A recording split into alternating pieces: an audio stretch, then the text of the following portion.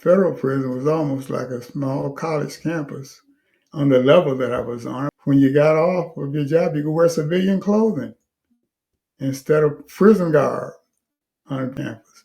But then when I was taken into state custody, well, I was shackled and chained, taken into state custody.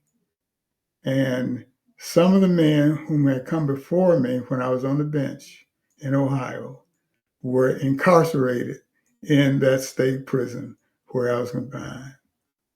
But God's protection was still there. And not only that, surprisingly enough, most of those men came to be my friends, with whom I communicate even today. But I was in state custody, 3 different prisons for 4 years. Now, that was one rumor about some guys who had planned to bring harm to me. And on a particular day, several of the inmates came to me, and they referred to me as judge. They said, Judge, we don't think you should go to the rec center today. It wasn't a rec center, it was a gym. But there's something going on there that you shouldn't be there, and we'll take care of it. And they didn't mean violently taking care of it. They mean just to let whomever was planning something to know, just to leave me be. I'm doing my time just like everybody else. But it was a very major contrast in the state and the federal systems on that level.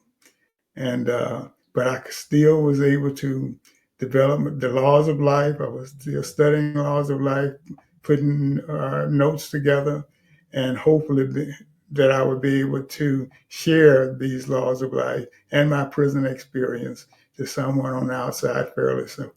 Keeping in mind also, I failed to mention this, that I had a wife and 3 daughters throughout all of this.